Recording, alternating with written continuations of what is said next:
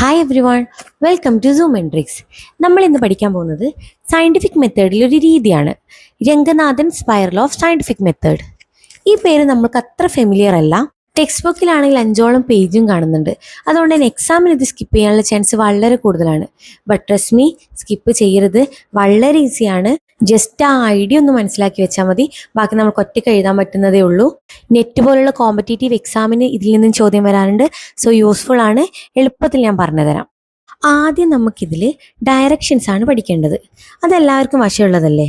North, east, south, west, ഈ directions എല്ലാവർക്കും അറിയാമല്ലോ. ന്യൂസ് എന്ന് നമ്മൾ ഓർത്ത് വെക്കാറുണ്ട്. ഏറ്റവും ടോപ്പിലുള്ളത് നോർത്ത് ആയിരിക്കും. അതിന് നേരെ ഓപ്പോസിറ്റ് ഉള്ള താഴ്ഭാഗം സൗത്ത് ആയിരിക്കും. റൈറ്റ് സൈഡ് ഈസ്റ്റ് ആയിരിക്കും. ലെഫ്റ്റ് സൈഡ് വെസ്റ്റും. ഇതെല്ലാവർക്കും അറിയുന്ന കാര്യമാണല്ലോ. ഇതിൽ നിന്ന് നമ്മൾക്ക് ബിൽഡപ്പ് ചെയ്ത് പോവാം. ഇനി ഈ നോർത്തിനെയും സൗത്തിനെയൊക്കെ നമ്മൾ വേറെ പേരിട്ട് വിളിക്കുന്നു. ഏറ്റവും മുകളിൽ കാണുന്ന നോർത്തിനെ നമുക്ക് സെനിത്ത് എന്ന് വിളിക്കാം. അതിന് നേരെ ഓപ്പോസിറ്റ് കാണുന്ന താഴ്ഭാഗത്തിനെ നാദിർ എന്നും വിളിക്കാം. അത് മനസ്സിലായല്ലോ. നോർത്തിന് നമ്മൾ പേര് മാറ്റിയിട്ട് സെനിത്ത് എന്ന് വിളിച്ചു. സൗത്തിന് നമ്മൾ പേര് മാറ്റിയിട്ട് നാദിർ എന്ന് വിളിച്ചു. ഇനി നമുക്ക് രണ്ട് വശങ്ങളുണ്ട്, ഈസ്റ്റ് ആൻഡ് വെസ്റ്റ് ഉണ്ട്. അതിലൊന്നിനെ നമ്മൾ അസെൻഡന്റ് എന്നും രണ്ടാമത്തതിനെ ഡിസെൻഡന്റ് എന്നും വിളിക്കുന്നു. ഇതിൽ ആരാണ് വെസ്റ്റിലുള്ളത്, ആരാണ് ഈസ്റ്റിലുള്ളത് എന്ന് നമ്മൾക്ക് എങ്ങനെ മനസ്സിലാവാം? അതിനു വേണ്ടിയിട്ട് നമ്മളൊരു കാര്യം ചെയ്യണം. ക്ലോക്ക് വൈസിൽ ചിന്തിക്കണം. ക്ലോക്ക് റൊട്ടേറ്റ് ചെയ്യുന്ന സമയത്ത് 12-ൽ നിന്നും 6-ലേക്ക് എത്താൻ വേണ്ടിയിട്ട് താഴോട്ടേക്കാണ് മൂവ് ചെയ്യുന്നത്. അതായത് ജെനിത്തിൽ നിന്ന് നാദറിലേക്ക് എത്താൻ വേണ്ടിയിട്ട് ഡൗൺവാർഡ് മൂവ്മെന്റ് നടക്കുന്നത്. അതുകൊണ്ട് അവിടെയുള്ള പോയിന്റിനെ ഈസ്റ്റിനെ നമ്മൾ ഡിസെൻഡന്റ് എന്ന് വിളിച്ചു. Descendant means downward. ഇനി നേരെ നാദിറിന് മുകളിലോട്ടേക്ക് പോയാൽ മാത്രമേ നമ്മൾക്ക് 12-ലേക്ക് എത്തുള്ളൂ, ജെനിത്തിലേക്ക് എത്തുള്ളൂ. അപ്പം അവിടെയുള്ള പോയിന്റിനെ നമ്മൾ വിളിക്കുന്നു അസെൻഡന്റ് അല്ലെങ്കിൽ അപ്വാർഡ്. അപ്പോൾ ടോട്ടൽ 4 ഡയറക്ഷൻസ് ആണുള്ളത്. അപ്പർ എൻഡിൽ ജെനിത്ത് ഉണ്ട്, റൈറ്റ് എൻഡിൽ ഡിസെൻഡന്റ് ഉണ്ട്, ലോവസ്റ്റ് എൻഡിൽ നാദിർ ഉണ്ട്, ലെഫ്റ്റ് എൻഡിൽ അസെൻഡന്റും ഉണ്ട്. ഇത്രയും പഠിച്ചാൽ തന്നെ ഈ ടോപ്പിക്കിന്റെ പകുതി ഭാഗം നമ്മൾ കവർ ചെയ്ത് കഴിഞ്ഞു. അടുത്ത ഭാഗവും ഇതേപോലെ തന്നെ സിമ്പിളാണ്. എക്സാമ്പിൾ വെച്ചിട്ട് പറഞ്ഞുതരാം.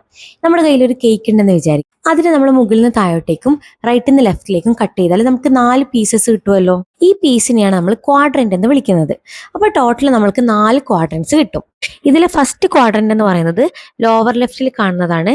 സൗത്ത് വെസ്റ്റ് ഡയറക്ഷനിൽ നമ്മൾ കാണുന്ന ആ ഒരു നാദിറിന്റെയും അസെൻഡന്റിന്റെയും ഇടയിലുള്ള സ്ഥലത്തിനെയാണ് നമ്മൾ ഫസ്റ്റ് ക്വാഡ്രന്റ് എന്ന് വിളിക്കുന്നത്. ക്ലോക്ക് വൈസിൽ പോയാൽ സെക്കൻഡ് ക്വാഡ്രന്റ് എന്ന് പറയുന്നത് അസെൻഡന്റിന്റെയും ജെനിത്തിന്റെയും ഇടയിലായിരിക്കും. തേർഡ് എന്ന് പറയുന്നത് ജെനിത്തിന്റെയും ഡിസെൻഡന്റിന്റെയും ഇടയിലായിരിക്കും.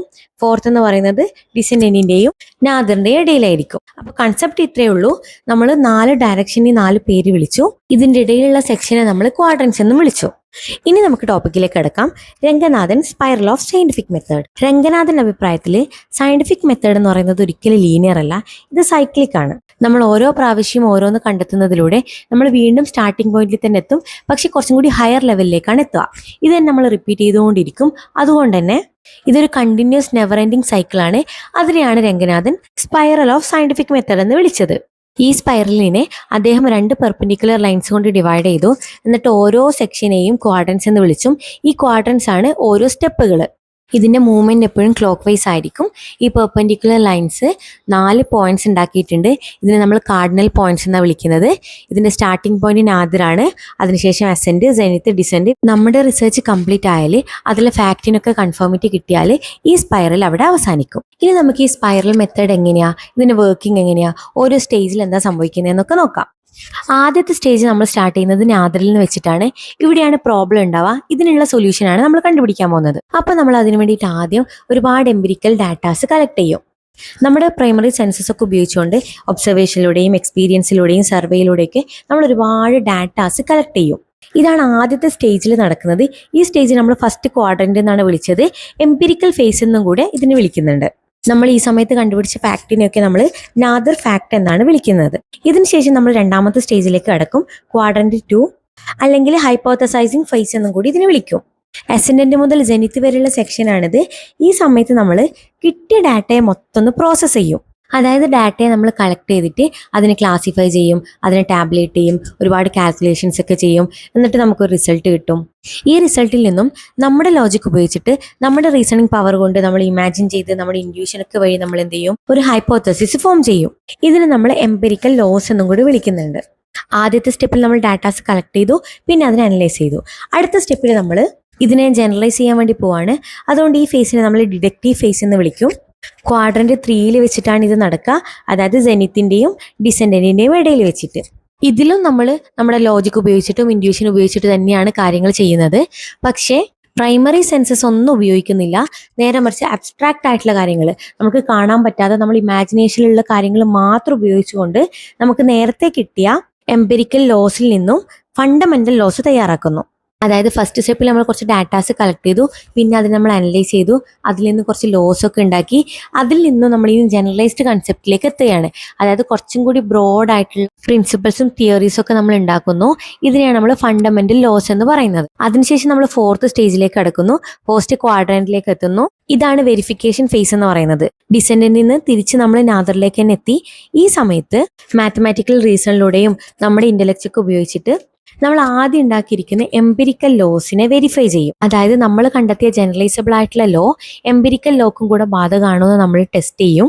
ഇതിന്റെ വെരിഫിക്കേഷൻ സമയത്ത് ഏതെങ്കിലും ഒരു ലോ തെറ്റാണെന്ന് നമ്മൾ കാണുവാണെങ്കിൽ നമ്മൾ ഒന്നുകൂടെ ഡാറ്റാസ് ഒക്കെ കളക്ട് ചെയ്യും, സൈക്കിൾ വീണ്ടും റിപ്പീറ്റ് ചെയ്യും.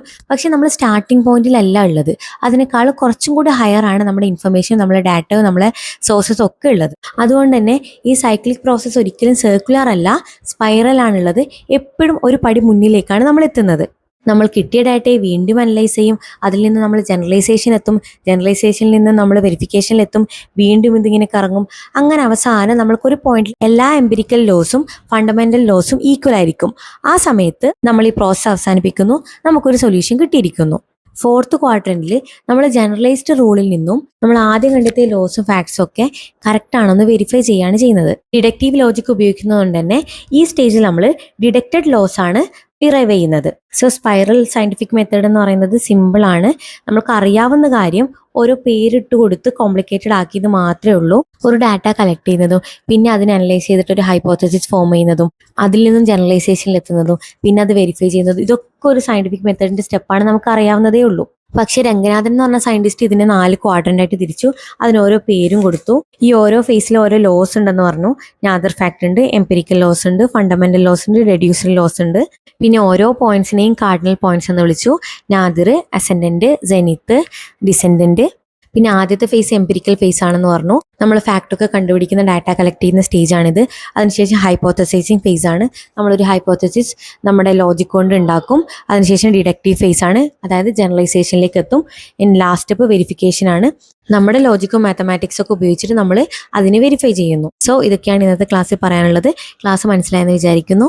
Follow for more updates.